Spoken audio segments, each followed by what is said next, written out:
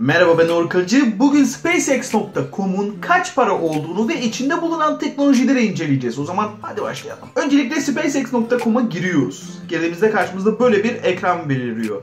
Aşağı doğru indiğimizde roketleri vesaire görüyoruz. Peki hangi teknolojileri kullandı? Bunun için sayfanın kaynağına gitmemiz lazım. CTRL-U diyerek kaynağına gidebiliriz veya sağ tıklayıp sayfa kaynağını görüntüle diyerek sayfanın kaynağını bulabiliriz. İçeriye girdiğimizde HTML kullanılıyor. Bu cepte. Aşağı doğru indiğimizde JS'yi görüyorum burada. JavaScript de kullanılıyor. Bu da cepte. Sitenin altyapısına baktığımızda baştan kodlandığını görüyoruz. Bir WordPress ve benzeri bir şey kullanılmamış. Yani sıfırdan baştan kodlamışlar. Bir de Shop'a bakalım. Shop'un kaynağını görüntüleyelim. Burada aşağıya doğru indiğimizde gözümüze bir şey çarpıyor. Shopify. Shopify ile yapılmış. Bunu buradan çok rahat bir şekilde belli oluyor. Peki Shopify kaç para? Benim bakacağım ilk yer fiyatlar. Orada 299 doları görüyorum. Hemen bir hesap makinesi açalım. 299 artı. 299 doları kesin almışlardır. Onlar için devede kulak. Şimdi burayı kapatıyorum. Burada shop özellikleri vesaire var. Bunları da kapatıyorum. Anahtar kelimeleri Elon Musk yazmaları. Çok manidar. Burayı da kapatıyorum. Şimdi bizim görebileceğimiz başka ne var? Burada SSL sertifikası kullanıyor mu, kullanmıyorlar mı? Bakın burada S harfi var. S harfi varsa SSL sertifikası kullanıyor demektir. Bu bir güvenlik kalkan gibi bir şey aslında. Bazı şeyleri sizden engelliyor. Örnek vermek gerekirse. Mesela SSL sertifikası olmayan bir e-ticaret sitesi kullanıyorsunuz. Oraya bir ürün koyunuz. 50 lira yazıyor üründe. Kişi şunu yapabilir. SSL sertifikası yoksa 50 lirayı 5 lira gibi gösterebilir. Yani sizi dolandırabilir. İşte bu yüzden SSL sertifikası almanız gerekiyor. Peki nereden alacağım? Cloudflare'dan alabiliriz. Cloudflare'e girdiğimizde burada bize bir tür şeyleri gösteriyor. DDoS'tan da engelleyecek bir takım şeylerden bahsediyor.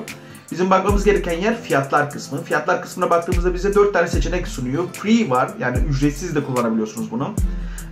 Pro kullanabiliyorsunuz. Bir de Business ve Enterprise var. Bu Enterprise'e oturup konuşuyorlar. Biz bunu yapacağız, şunu yapacağız. Ne kadar ayarlarsınız, böyle pazarlık gibi bir şey. Business kısmına bakacağız. Çünkü bizim sadece fiyatları görebildiğimiz yer orası. Burada aylık 200 dolar diyor. Hemen artı 200 dolar diyelim. Artı şu an cepte 499 dolarımız var. Hala site bitmiş durumda değil. SpaceX'e tekrardan geri dönüyoruz. İçerisinde şu an biz burada dosyaları görüyoruz değil mi? Böyle hoşumuza gidiyor. Bu dosyaların bulunduğu yerler olması lazım. Buna da hosting, sunucu deniliyor. Hosting fiyatlarına bakalım. Aşağı doğru ineyim. Mesela Turhost'un hostingine bakalım. Bakın burada ayda 7 dolar vesaire diyor. Ancak bu kadar dosyayı kullanırlar mı emin değilim. Neden emin değilim? Çünkü büyük bir şirketin sitesine de çok insan giriyordur diye düşünüyorum. Şimdi bak, buraya büyük sunucu diye yazıyorum. Muhtemelen şöyle bir şey bekliyorum ben onlardan.